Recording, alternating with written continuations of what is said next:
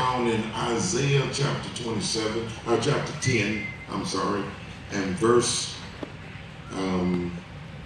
yes, it's in y'all all going to Periscope. Meet your phone, please. Amen. Meet them, please. Isaiah 10, verse 27. Praise the Lord.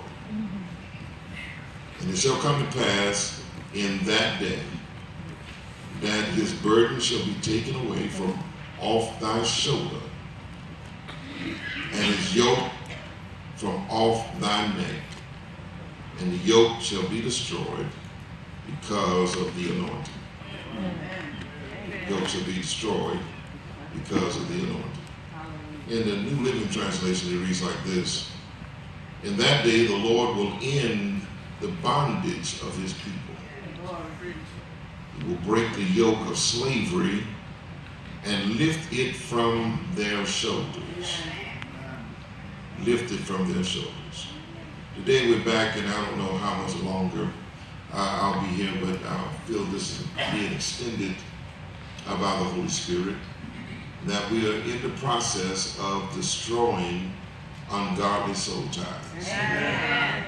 Someone say with me, destroy those soul ties. Destroy those soul ties. Now, many great people have maximized or have not maximized their potential or purpose because of relationships that they have developed.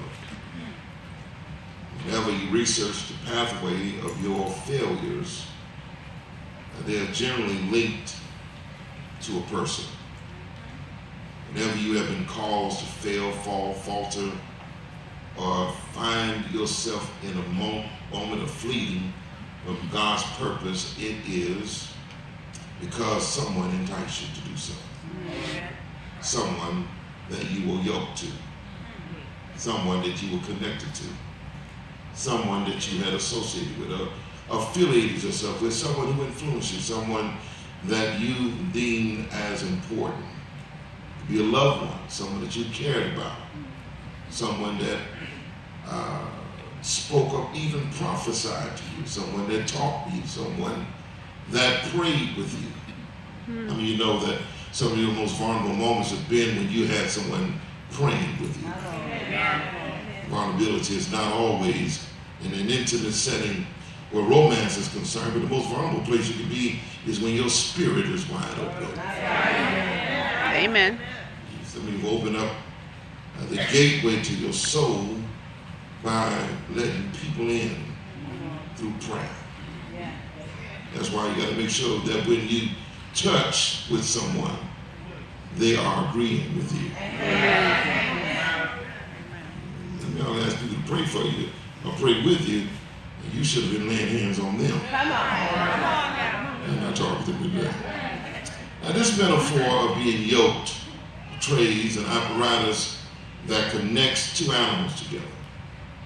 So they can unite their strengths as a form of synergy to accomplish a common cause or a common goal. A yoke is designed to solidify that direction, making sure that both animals are always headed in the same direction.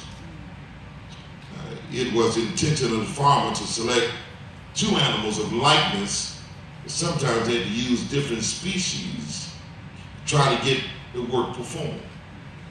Not always the same animal, but they yoke. Sometimes the objective was to get them to be the same animal, but in case they didn't have two of the same, they used two different animals.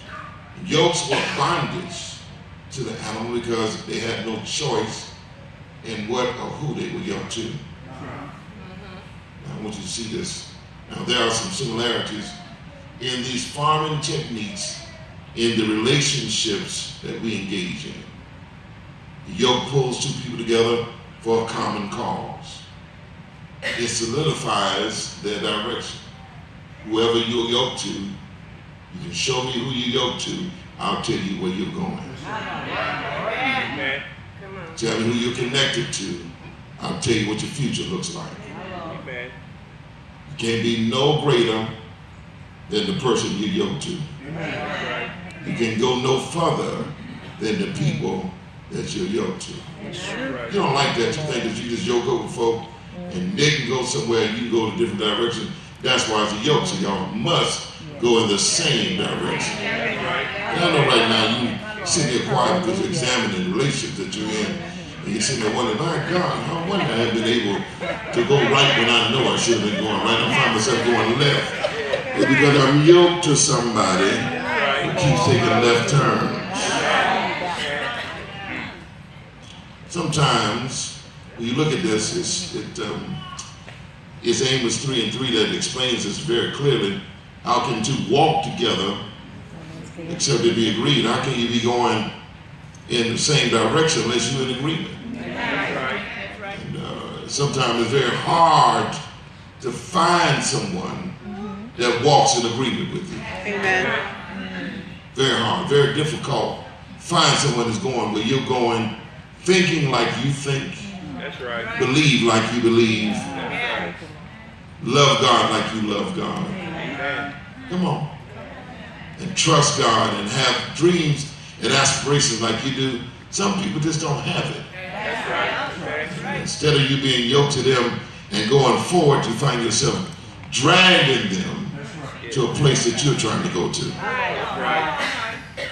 Also, sometimes we, because of loneliness and desperation, you yoke to someone of a different species. That's right. I'll wait for y'all to catch up. Y'all shake last night off. Come on, I need y'all to catch up. Sometimes, because you're lonely, loneliness, yeah, will breed desperation. That's right. Come on. Tired of being alone. Yes, Lord. And now as Green comes on the favorite R&B station, I'm so tired of being alone. You say, yes, that's right, Al. And then you'll go out and find somebody, anybody, to fill the slot of your desperation. And end up yoking with someone of a different species. Come on now. Someone who's not like you. Oh, they're a human being. They look good. They are in the church sometimes. But they're not who you are. That's right. They have similarities with different objectives. Start off looking like it will work. And you discover they have a different agenda. That's right. Come on now. They look the part, but they don't have the goods. Come on now. I don't care if y'all quiet this morning. I know what I'm talking about this morning. And I know some of this is guilt quietness. Just guilt. They look the part, but don't have the goods. You got someone because they look right. Hello? Somebody been praying for the right person, but you settled for the right now.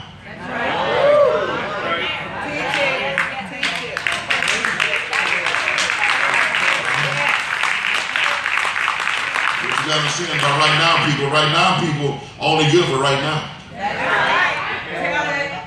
Some of y'all got all excited about right now. Right now is good, right now. Right now is good. But right now ain't for later. Now, and that's why we see those candies that were now and later. You had some for now, you had some for right, ain't for later. Everybody is not for later. Y'all know I'm telling the truth.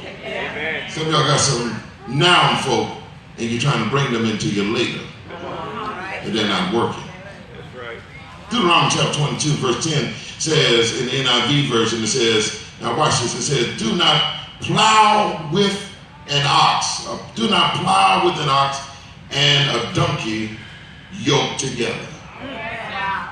Do not plow with an ox and a donkey yoked together. Come on now. That's the NIV version, that's the clean version. But this command says here, don't plow an oxen with an ass. Some of y'all use that word out of context. I'm not talking about the cuss ass, I'm talking about the animal ass. And you just cuss in church. The Bible says it. Go read your King James Version. It says, don't plow an oxen with an ass. And I want to tell some of you oxens, You've been plowing with asses. Jesus. Well, maybe you are the ass I'm talking to.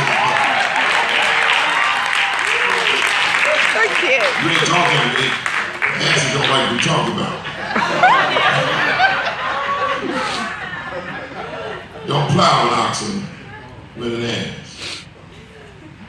This command, for the sake of preserving time and energy, whenever you see an oxen and an ass working together, they'll spend more time with the problematic than the productive. That's right. You know that you're in the wrong situation, whether it's in friendship, kinship, or skinship, because you spend more time sorting out problems rather than being productive. You're not going nowhere. And all y'all do is deal with every day. There are some problems. You got to, oh my God, we can't get along, but I like you, I love you. That's a problem. That's right. Amen. Y'all help me say that this is the truth at the end of the day. That's a problem. If you are in a situation and all y'all deal with are problems, That's right. problems, Come on. they got a problem with this. Got a problem with the way you dress. Got a problem with what you drive. Got a problem with the way you live. Got a problem with what you eat. Got a problem with a problem. I don't like the way you smell. What you doing here? That's right. Now what you doing? I'm the wrong one, obviously. If we have all these problems, you with the wrong person. The problem is you're trying to make the problem work. You see the telltale sign that this is a problem. Say y'all not getting this? No. I wish I'd have got this teaching 10 years ago. If I would have got this, I would have never wasted these 2 years trying to work these problems out. Come on now. Well, Roxanne always telling me that when I look at a couple that seems to be a little odd, and I find this man, I say, well, how in the world? And these people, she says to me, and I'm looking at her like she's crazy when she's saying it, but I don't know what she's talking about. Then it finally dawned. She said, for every molded piece of cheese, there's a stale cracker.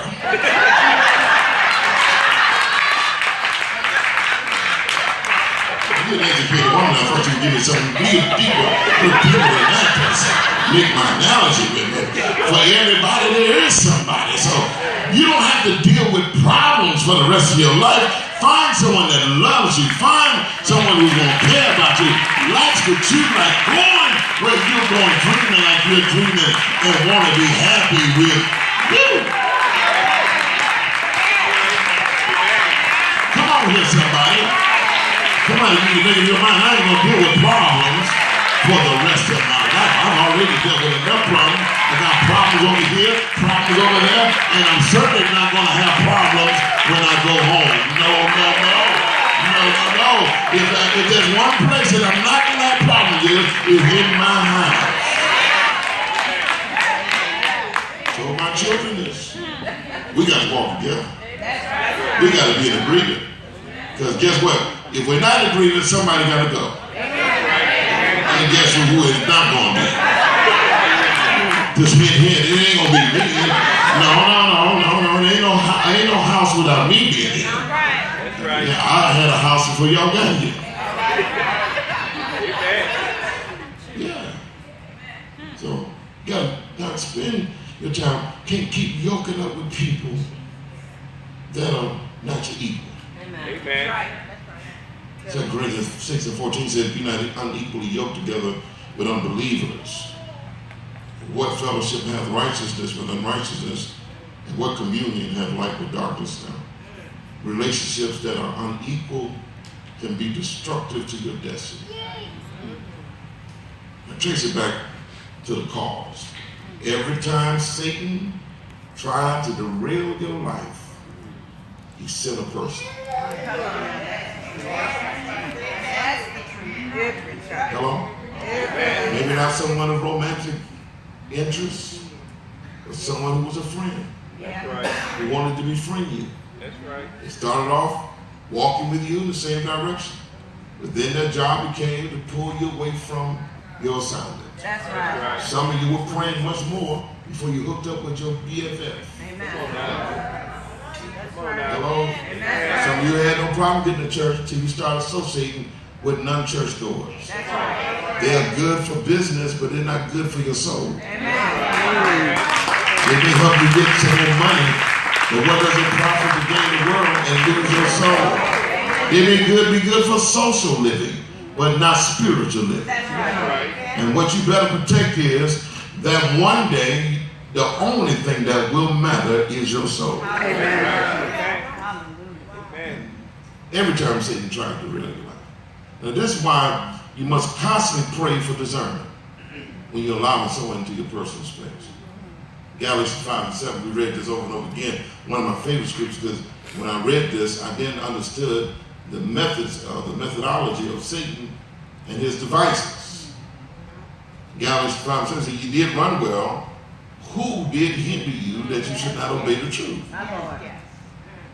And I used to think it was a what that got me off track, but it wasn't a what that did it. It was a who. That's right. Now, I know you got a whole catalog before you pull it up in your mind right now. Lord, if I just would have stayed with that. You know, and if you read the Bible very carefully, men, y'all got to be very careful with this, because, these women look very innocent here this morning, but when a man has greatness on his life, women ain't going to talk it out. I don't expect you to say that. That's okay. But when a man has greatness on his life, you better read Proverbs 6 and 7. All right. That's right. There's a woman out there that will bring you down. Every great man. Now, let me tell you, I ain't talking about the women in here, because I know these women in here are great women of God. Amen.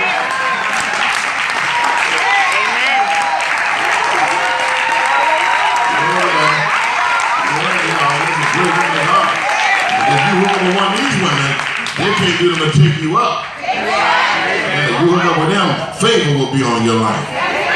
But there are some that are not in here today.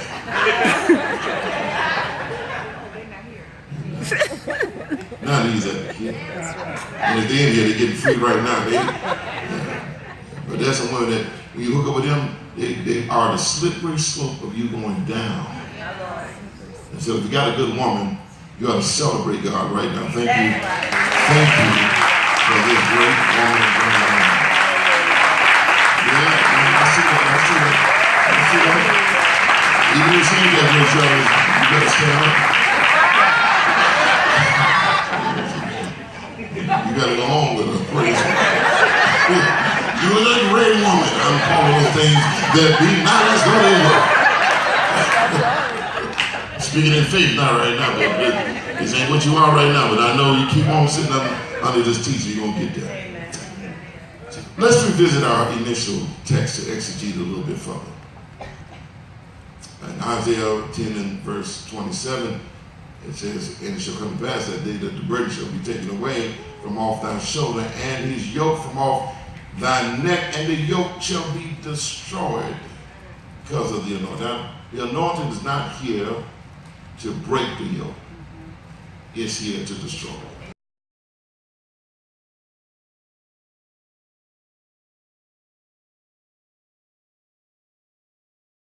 Lift your hands and Lord, I thank you for every yoke in my life being destroyed.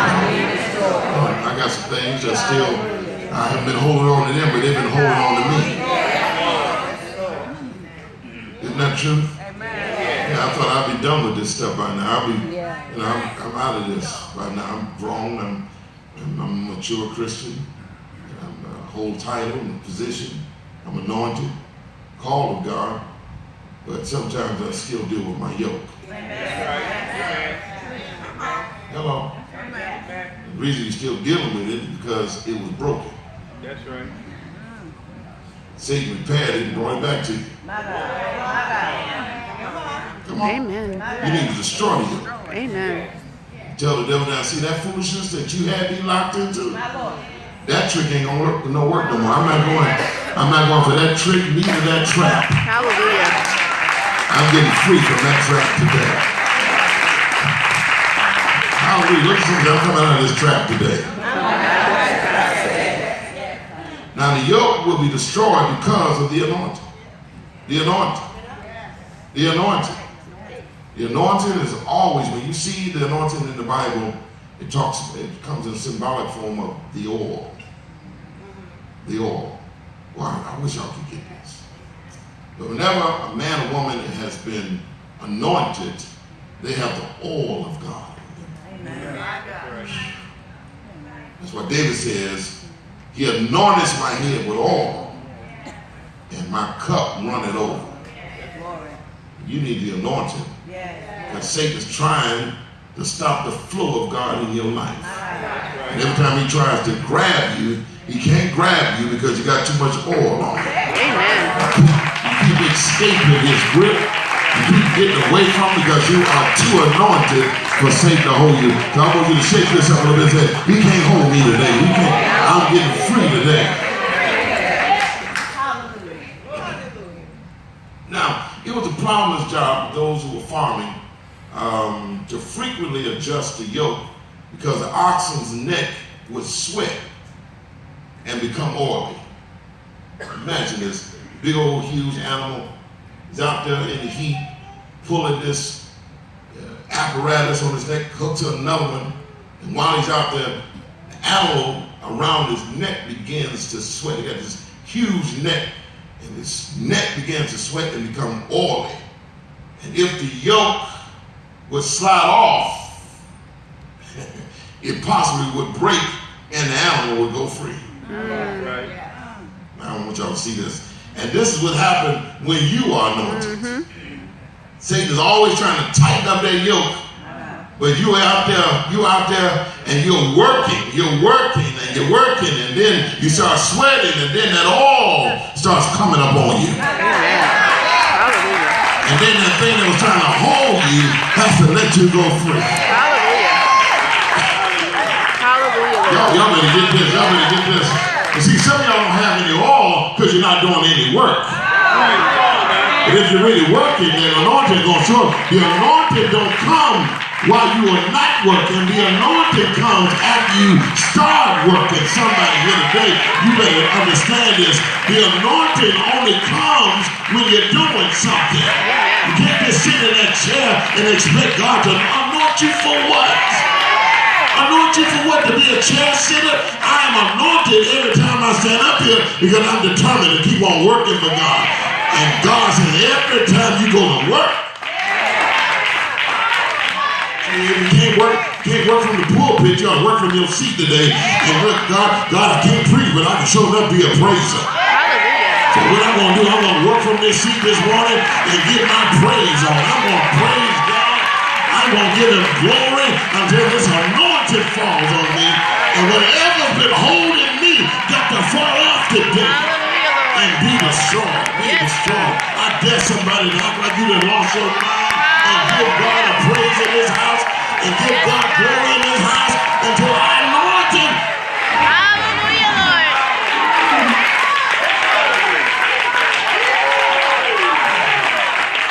Yes, God. Someone said, I'm getting ready for something. Oh, I can't stay bound to this mess forever. I've got to get free. And I dare somebody today, I dare you right now, just go and give God that praise and thank him for liberty. Hallelujah, Lord.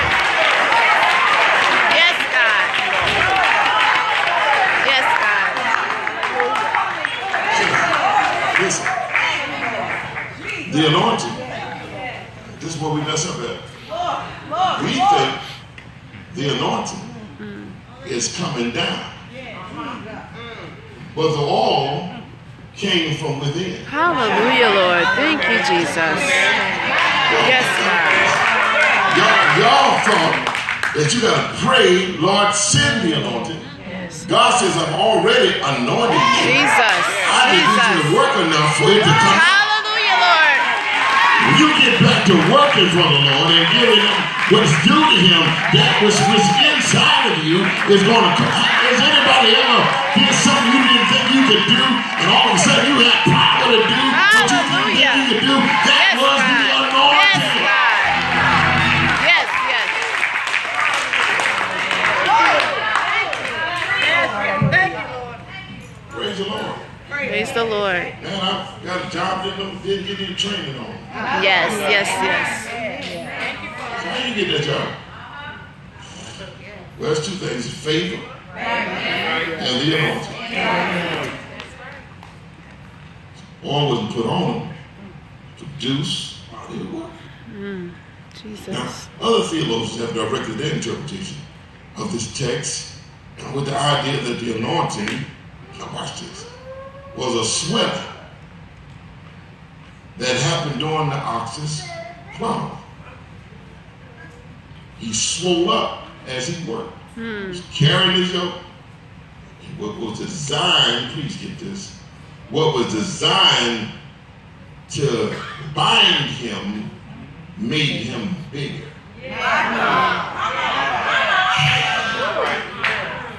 They put the yoke on you, and they thought they were going to bind you up, but it actually caused you to grow. Hallelujah, Jesus. Hallelujah, Lord. Yes, God. And now the yoke that used to fit is too small. Because you're too big for the stuff Hallelujah. that you used to be bound. Yes. Yes. Used to yoke you up with. That don't work. That don't fit me no more. Yes. Come on, somebody say, I'm grown past that. That little stuff that the enemy used to bring to keep me off, that stuff right there don't work no more. That say y'all ain't talking to me here. See, y'all say that. See, and I know because Satan don't like this word. We're in warfare this morning with you, know. Hallelujah, Lord. This ain't no patty cake message. This is about you getting delivered. That's Yes. deep wooded stuff that's down to you, that's tied to your life. Satan wants you to hold on to it for the rest of your life. But as I put this word out here today, that anointing is rising up on the inside of you. That God's word is reaching down into God on the inside of you and causing you not to be satisfied where you are any longer. I'm telling you right now, you're bigger than the mess you used to be involved in. Hallelujah, Lord. Once you come out of it, you're going to ask yourself, what in the world was I doing? Yep. Participating in all that little Yes. mess. I let this little foolishness lock me out of my destiny.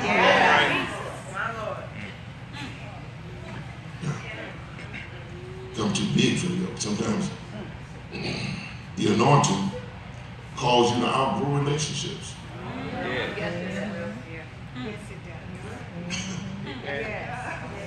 It calls you to outgrow relationships.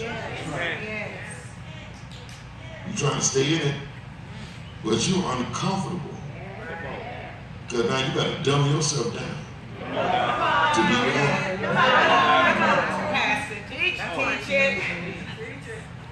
You got to act good when you're not good no more. Right. You got to talk with broken language, speak broken English.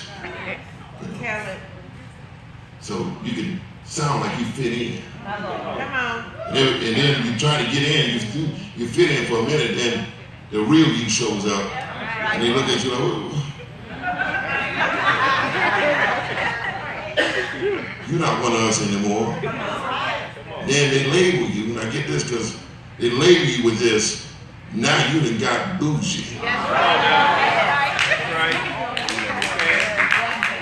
Anybody, who want to talk to? Yeah, okay, all right. That's enough. I've seen a few of y'all. Now you done got bougie, you know? You think you better than us. No, my palate has changed. That's right. They used to satisfy. That's right. Don't satisfy. That's right. My life has changed. I'm from the ghetto. That's right. From it. That's the operative Right. word. From. Right. From. And never plan to return unless I'm going there to get somebody and get them out of it. Hallelujah.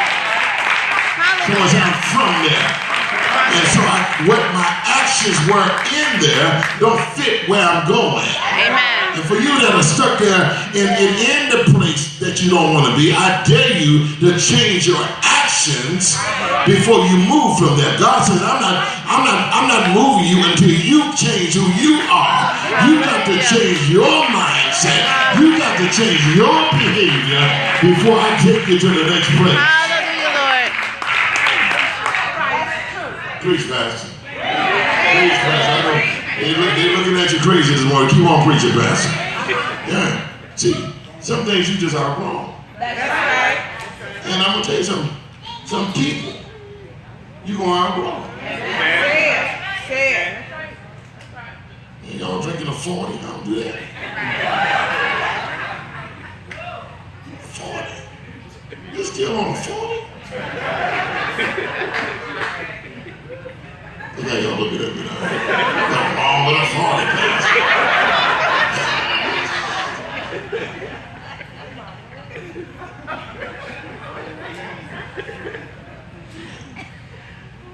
Y'all still getting high all weekend? I mean, y'all started work on Friday. Can't even get off work. High at work, driving home drunk. Drunk all Friday night. Then go to bed, wake up, drink some water, drunk all over again. Y'all go to drunk, man. You know, all you drink so much liquor, all you do, when you pour that water on, you just put the alcohol. You drink this. You start drinking. Then you start drinking all over again at noon. And then tomorrow, it ain't 5 o'clock. Well, it's 5 o'clock somewhere. That's right.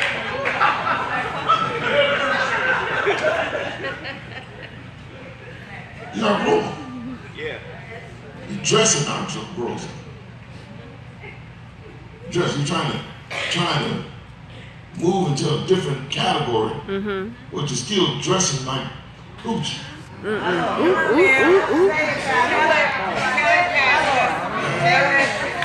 Help me, Jesus. You want a husband, but you're dressing like a hooch. And I can't say the word Ray won't say, but y'all know what I'm saying. Now, what you're going to get is a one-night husband, because that's what you're dressing for. So what I'm really trying to tell you is, when this anointing comes upon you, it'll change your life, change your dressing, change your mind, change your talk, change your habits, change everything about you. I can't do what I used to do, and I got too much God on the inside of me to keep on acting like a fool.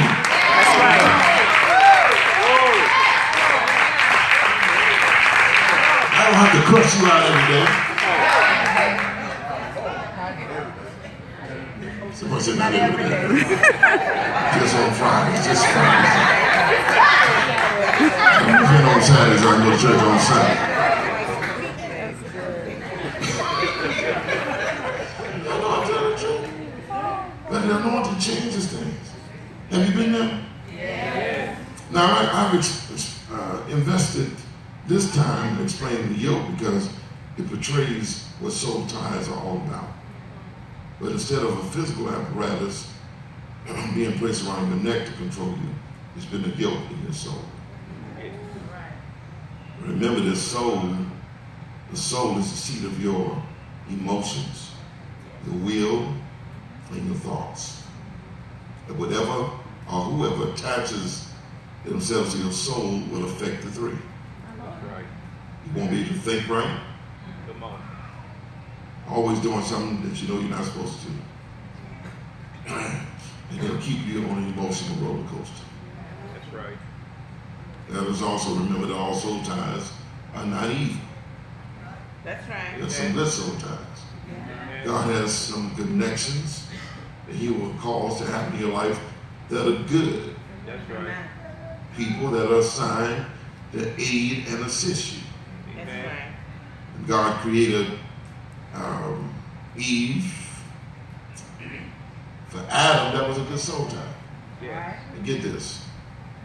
In Genesis chapter 2 verse 24, it said, therefore shall a man leave his father and mother and shall cleave unto his wife, and they shall become one flesh. Now, I'm about to drop a bomb in here today, so just want y'all to run for cover. This is where many of us violate the soul tie. God orchestrated the soul tie.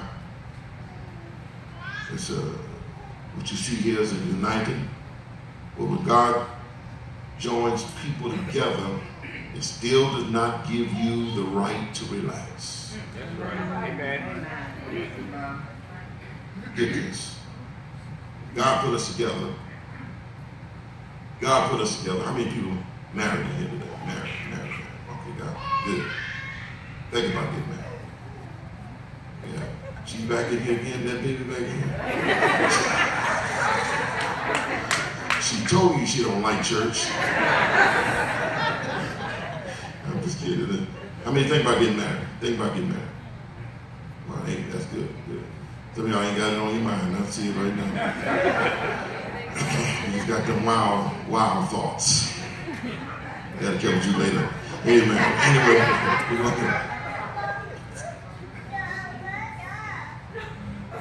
Satan never gives up on people, even with good or godly soul ties.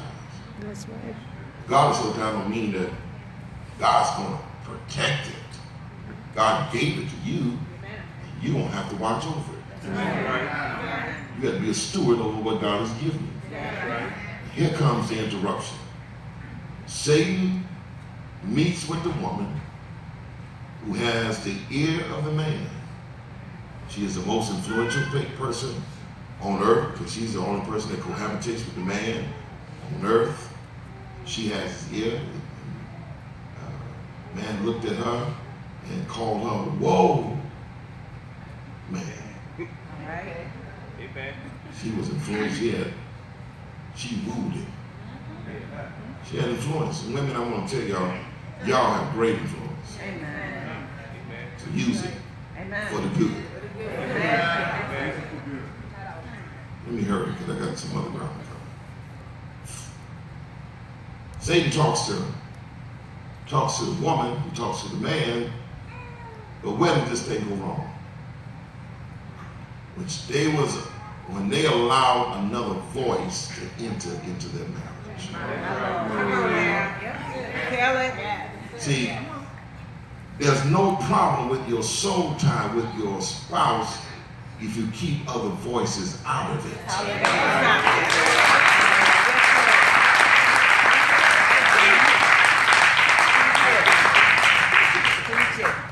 Now, when I say that, the voice of your mother. Come on, you better say it. Tell it. Sunday. The voice of your father, your sister, your brother, your girlfriend who can't keep her husband, your boy that's known as an abuser. Third parties enter into your godly soul tie can bring destruction to it. Amen. You cannot allow ungodly soul ties to be developed from a godly one. That's right. I was doing fine until I started listening to the wrong person. Here's another thing. I can't keep a godly soul tie when I'm comparing my soul tie with my mate with someone else's. Just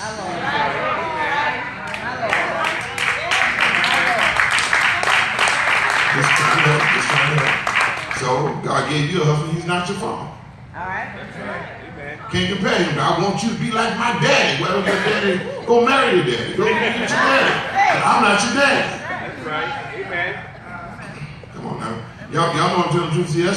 I mean, that's where a whole lot of divorces have really cranked out from because a whole lot of outside voices were coming into a happy union. So the moral of the story is don't allow other voices in your marriage. Keep third parties out. Now this brings us to our first soul tie. It's developed via kinship. Kinship. We will discuss friendship in another one, which is skinship in weeks to come. But today, let's explore kinships a little further. This soul tie is granted without permission. It's birth out of your relationship begin in your formative or developmental years. Now, study shows that the first 5 years of your life, of a child's life, are the formative years. This is where the child learns their language, they learn personality, culture, and they develop intellect. Most of this is fostered by watching what their parents and siblings do. It's a fact that 90% of the learning comes from show rather than tell. That's right. Amen. Your kids are watching you. That's right.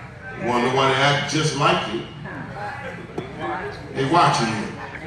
Wonder why they cuss just like you? Watching you.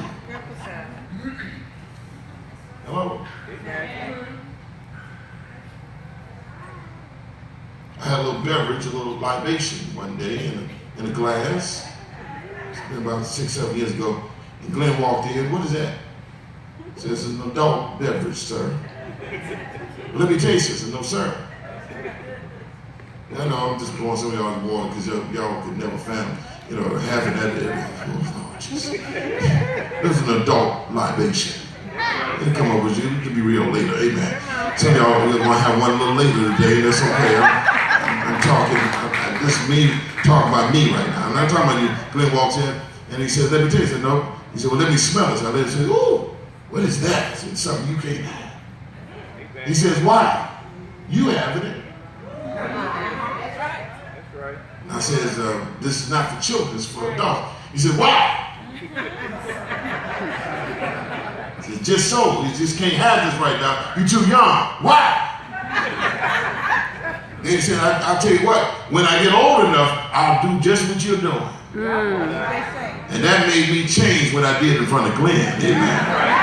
Because I know one thing for certain, he's watching every move, every word, because he learned what.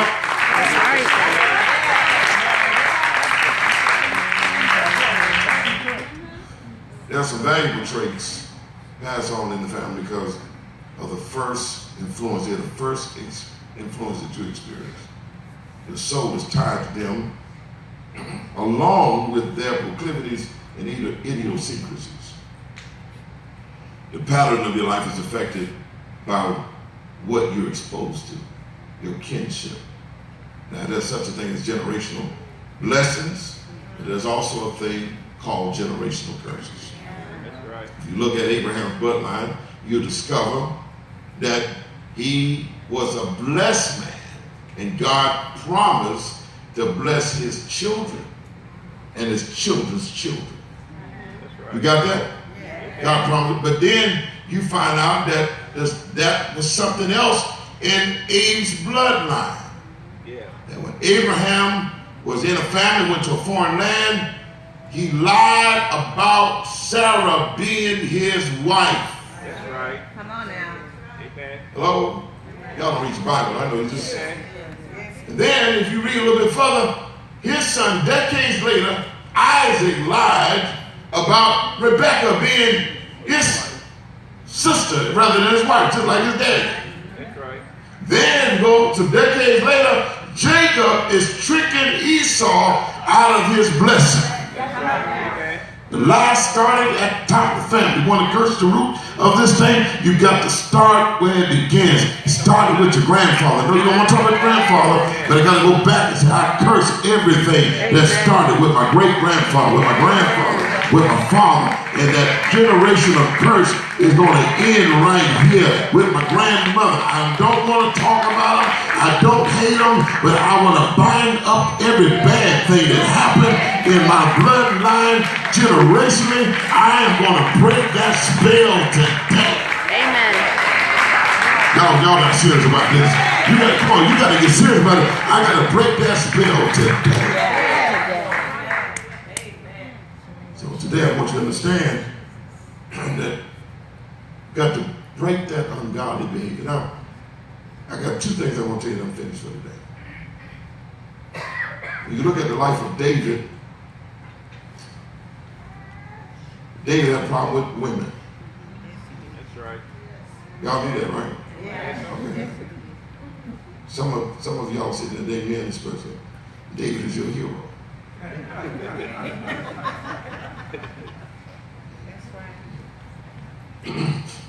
David wasn't satisfied with his own woman. That's right. He had to go out and get someone else's woman. Come on now. You know that story. Yeah. But then you look further down the line, that bad curse of misbehavior was also passed down to Solomon. All right. Yes, That's right. it was. Amen. But whenever it's passed, get this. This is why we got to break this family soul tie. It's the behavior that I'm breaking. It's the behavior that I'm breaking. Because every generation that gets it manifested in even a greater way. Yes. My Lord. David had a couple women. Yes. Solomon had 1,000 women. 700 concubines. My Lord. I ain't no man in his right mind. Come on, one of y'all is just enough. I just got to tell you, the older I get, I used to be able to just juggle. I ain't no more juggling nothing. One of y'all is just enough. Just enough. One of your voices coming over that phone is enough. One of you texting me, asking me, where have you been? What you doing? What's the plan? What's no, it's just one. Just imagine you got 1,000 of them. Come on, man. Y'all sitting here, and some of y'all starting to sweat right now. Ooh, Jesus. I had 1,000 of this woman sitting next to me. Good God Almighty.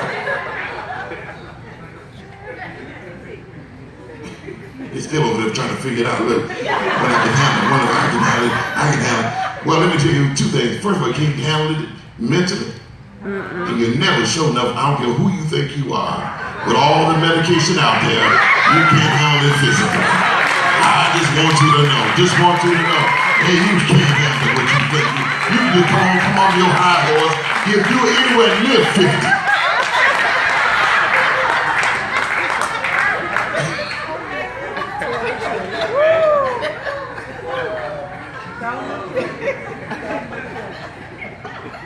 My boy Keith said, "Oh Lord, my pastor lost it." Listen, let me end this because I want to tell the story as briefly as I can. But I want to set the stage for something. But we're going to come back and revisit this. There's a woman in the Bible we're all familiar with. Her name is Jezebel. She's married to a weak man named Ahab. God hated Ahab, king of Judah, because he submitted himself to his wife. Let me tell you, jellyback men, God don't like y'all. God likes men with backbones.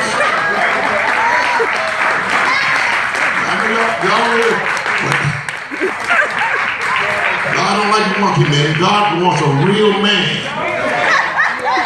Hello, somebody. And if you're a real woman, you want a real man. You're sick and tired of all these little jellyback, yes, man, yes, baby. You don't want that kind of man. You want a man that's going to stand there, we ain't going in that direction. I have a vision. I have a God that we serve. And it's for me and my house, we're going to serve the Lord. That's the kind of man you want to have. You don't want a man that you got to need. You got to need a man. Tell the truth. You want a man that leads you, prays for you, know God for himself. Amen. Ahab wasn't that guy. Jezebel said, you ain't going to be that guy. Let me show you who the guy is. I'm the guy. You ain't already get this good. If you won't be the man, she will show up be the man. But many of y'all don't know that after Leah was Jezebel's daughter, who exemplified the same traits as Jezebel. But it grew. After Leah, that spirit of Jezebel fell on her.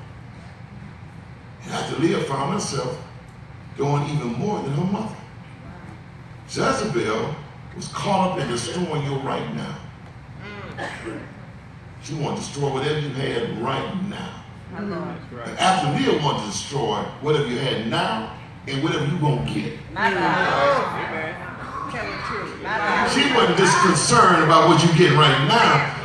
Her concern was, you see how that generational time, that thing keeps on growing. These generations keep getting worse and worse and worse, manifesting the worst way. After Leah married a weak man, and she waited till he died, she took over the throne. And the son came in to take over. She was the most powerful woman, and then the son died. Then she said, let me tell you what I'm going to do. I'm going to have all of the men, children, boys that heir to the throne, I'm going to have them killed. I want to be supreme ruler. Supreme ruler.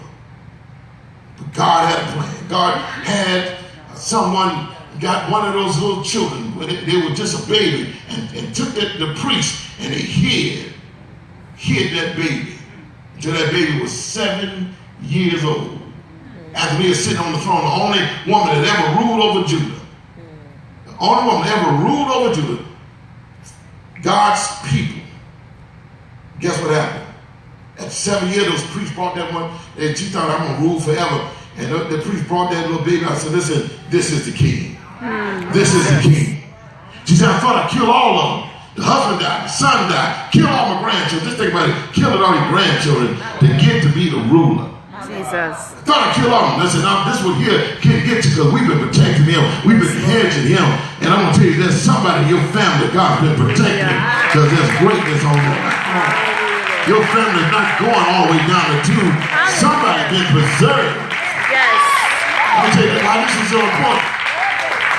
Out of the house of Judah, out of the house of Judah came the lineage of David. Right.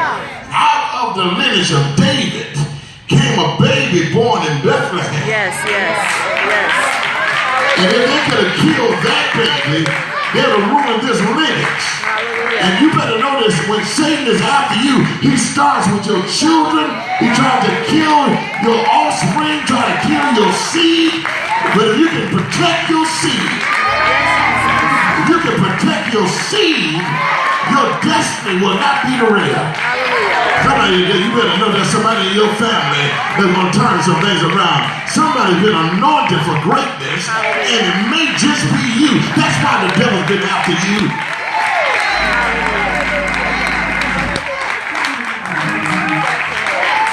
Somebody say, well, I know why the devil's been after me.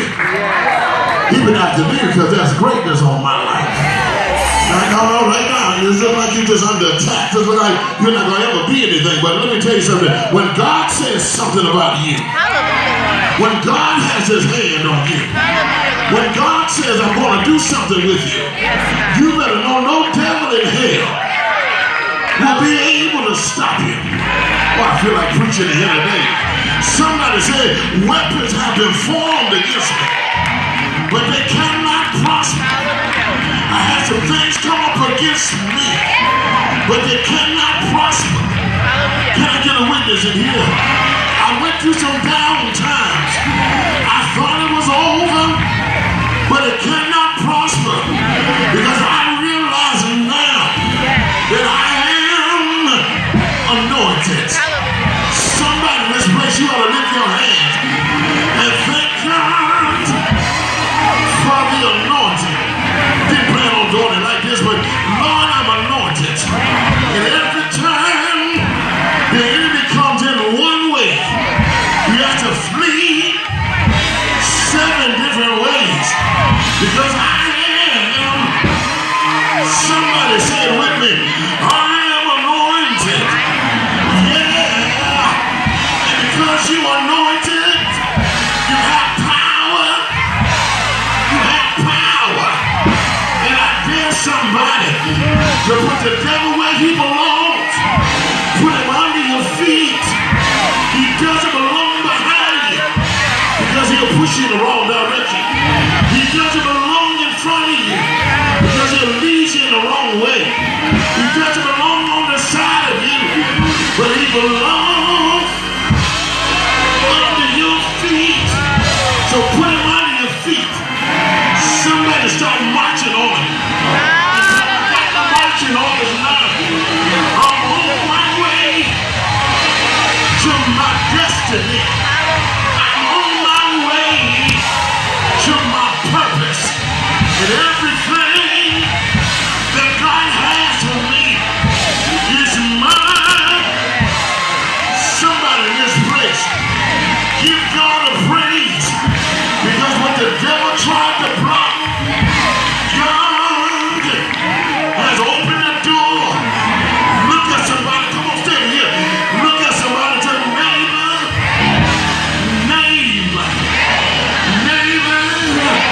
you're getting ready to be blessed. I know it's been rough. I know it's been tough.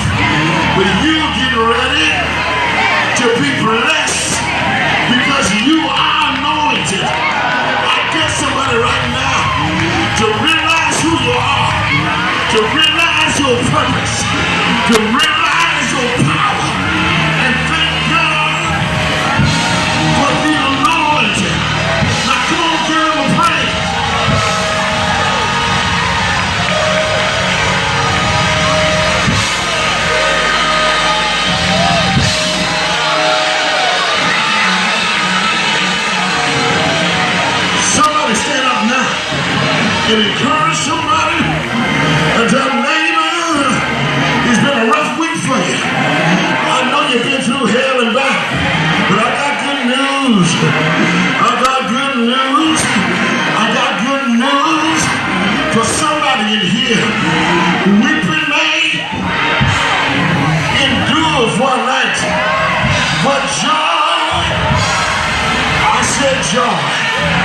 I said, weeping may endure for a night, but hold on just a little while longer.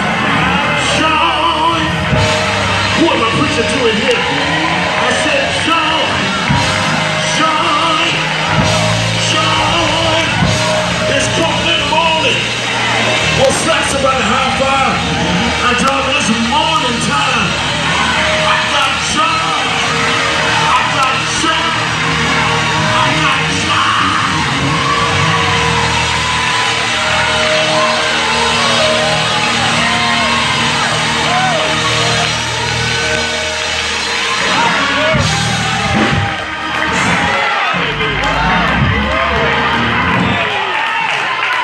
Hallelujah, Lord. Y'all ain't happy. Hallelujah, Lord. Someone say, I'm anointed this morning. I'm anointed. I'm anointed. I'm anointed. That's why sickness can't hold you. Hallelujah, That's Lord. why poverty can't hold you. Yes, God. Disease can't hold you. Hallelujah, Lord. Sadness can't hold you. And every time they try to put his arms around you, it just slips. Yes, yes, yes, yes. Hallelujah.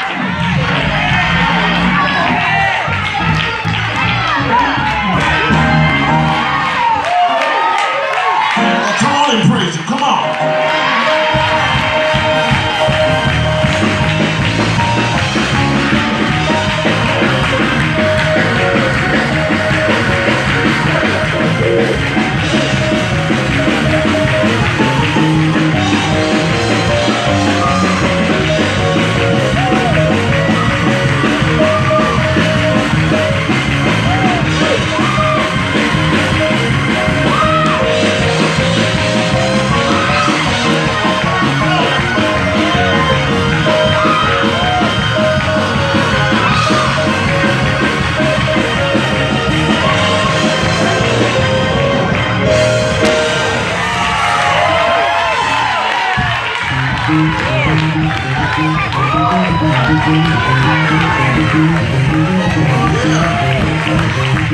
Yeah.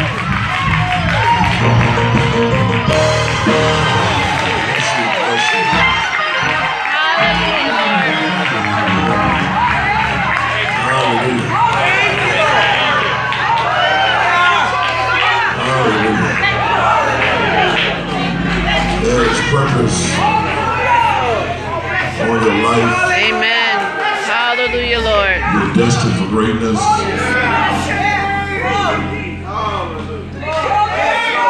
You're taking what you seed. Look how God took what began to be an evil situation. The most evilest name we know in the Bible is Jezebel. And out of that same place, Hallelujah, Lord. God brought Jesus. From Jezebel to Jesus. So no matter who started the wrong thing, he can change today. Yes. Yes. I want you to know today you're not hopeless. It's not too late. It's not over. God has a plan. Pastor, just on all the stuff I've done. You don't know how evil I've been. And that's exactly what God is looking for. Someone who's probably done it all. That's right. To deal with folk who are doing it all.